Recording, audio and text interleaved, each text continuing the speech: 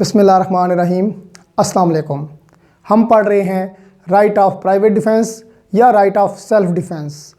Right of private defence है वो दो टाइप का होता है, private defence of body and private defence of property.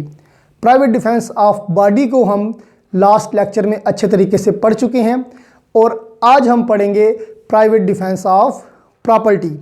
तो सबसे पहले इसमें आता है सेक्शन 96। सेक्शन 96 हमें जनरली बताता है कि nothing is an offence in the exercise of right of private defence, कि जब आप कोई राइट ऑफ प्राइवेट डिफेंस जो है उसको एक्सरसाइज कर रहे होंगे उस दौरान आप जो काम करेंगे उनको आप ऑफेंस नहीं कह सकते। उसके बाद आता है सेक्शन 97। सेक्शन 97 के दो पार्ट हैं, जो कि पहला पार्ट हमें बताता है कि right of private defence of body के बारे में वो हम पढ़ चुके हैं। उसका जो सेकंड पार्ट है वो बताता है कि अगर कोई प्रॉपर्टी वो मूवेबल है या इमूवेबल है, वो आपकी अपनी है या किसी और की है, उसके अगेंस्ट कोई ऑफेंस हो रहा है जो कि प्रॉपर्टी के अगेंस्ट ऑफेंस हो सकता है, यानी कि थेफ्ट हो सकती है, रॉबरी, एक्सटॉर्शन, क्रिमिनल ट्रेसपास, इस तरह का कोई ऐसा ऑफेंस हो रहा है उस प्रॉपर्टी के अगेंस्ट, तो आप right of private defence of property exercise कर सकते हैं। आगे आता है सेक्शन 98।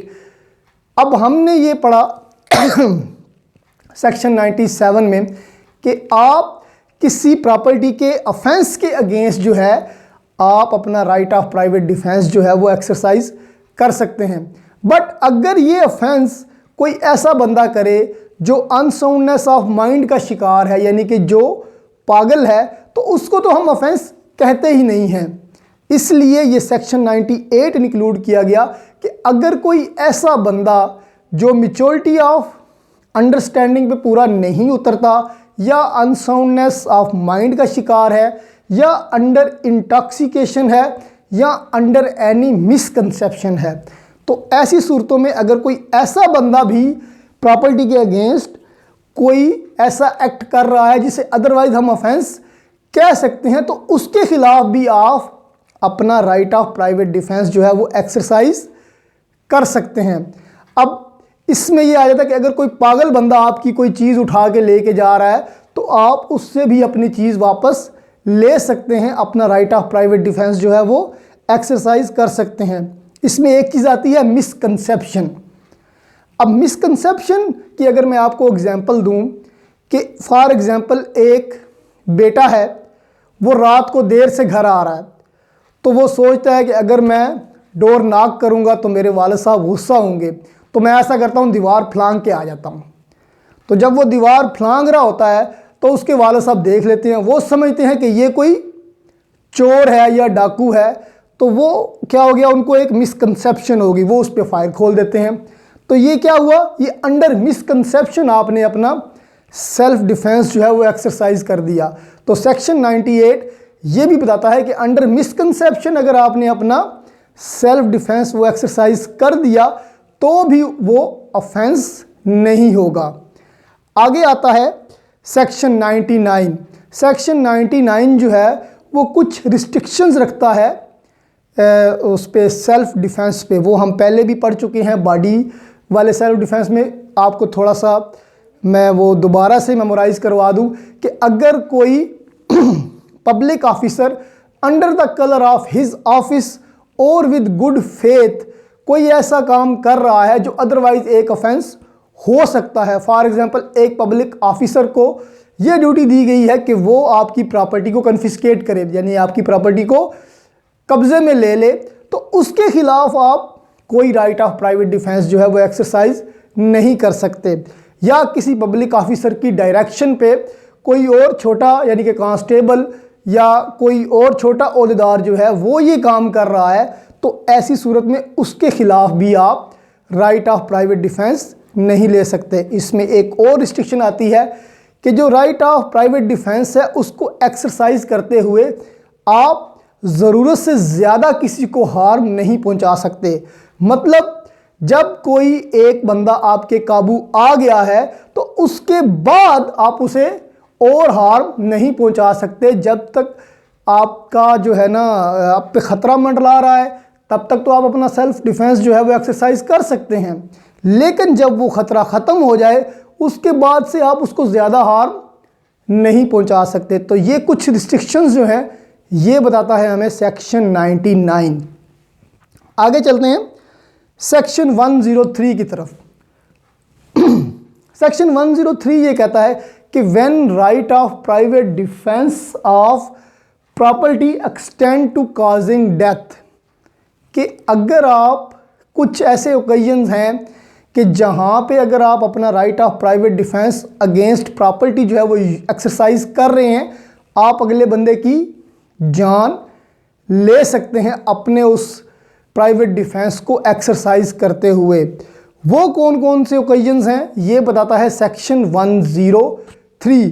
ये क्वेश्चन अलग से भी आता है और इसके दरमियान में भी ये क्वेश्चन का हिस्सा है।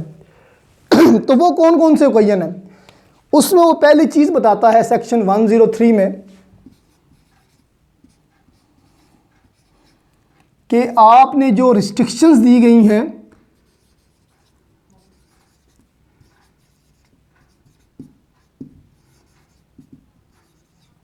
इन सेक्शन 99, कि जो हमने अभी पढ़ा कि सेक्शन 99 में जो रिस्ट्रिक्शंस दी गई हैं उनको मद्देनज़र रखते हुए आप दूसरे बंदे की जान ले सकते हैं अगर वो ये वाले ऑफेंसेस आपकी प्रॉपर्टी के अगेंस्ट कर रहा है। सबसे पहला रॉबरी।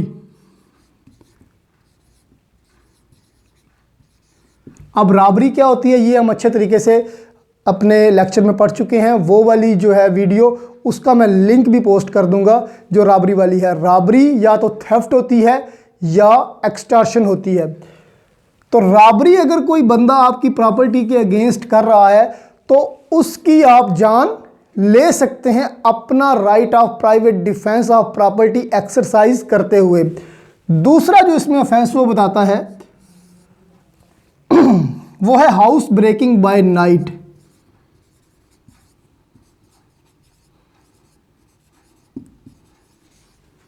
कि अगर कोई बंदा रात को आपका हाउस ब्रेक करके आपके घर में दाखिल हो जाता है। अब हाउस ब्रेकिंग का मतलब ये नहीं है कि घर को तोड़ के घर में दाखिल हो जाए, वो भी एक हो सकता है कि दीवार को जो है तोड़ के अंदर दाखिल हो जाए। अगर वो दीवार फलांग के भी दाखिल होता है तो इट मीन्स कि हाउस ब्रेकिंग ही है। अगर कोई बंदा रात के टाइम में आपका हाउस ब्रेकिंग करके आपके घर में दाखिल हो जाता है तो उसकी भी आप जान ले सकते हैं under the exercise of right of private defence of property. तीसरा जो इसमें ऑफेंस बताता है वो है मिसचीफ बाय फायर।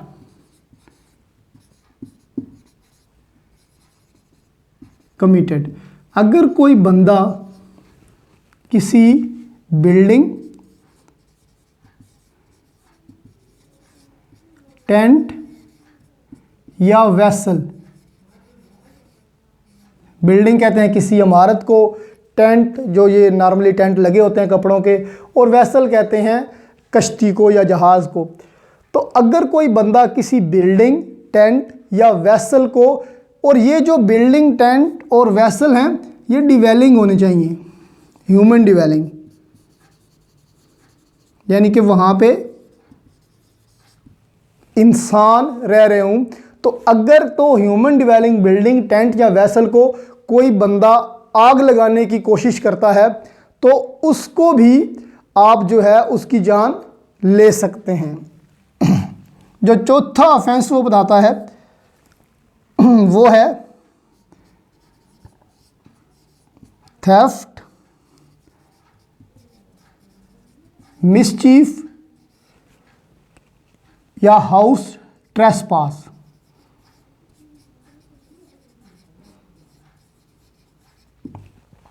अब ये जो तीन ऑफेंस उसने बताए इसमें उसने दो कंडीशंस रख दी कि अगर कोई बंदा थेफ्ट कर रहा है, किसी भी किस्म की मिसचीफ कर रहा है आपकी प्रॉपर्टी के साथ, ऊपर वाले जो ऑफेंस है उसमें उसने मिसचीफ मेंशन कर दी कि किसी जो है ना डिवेलिंग हाउस को, बिल्डिंग को, टेंट को, वेसल को कोई आग लगा रहा है, तो मतलब उसकी आप जान ले सकते हैं। यहाँ पे उसने मिसचीफ मेंशन नहीं की, जनरली एक बात कर दी कि कोई ऐसी कोई भी प्रॉपर्टी के अगेंस्ट कोई मिसचीफ कर रहा है या हाउस ट्रेसपास कर रहा है।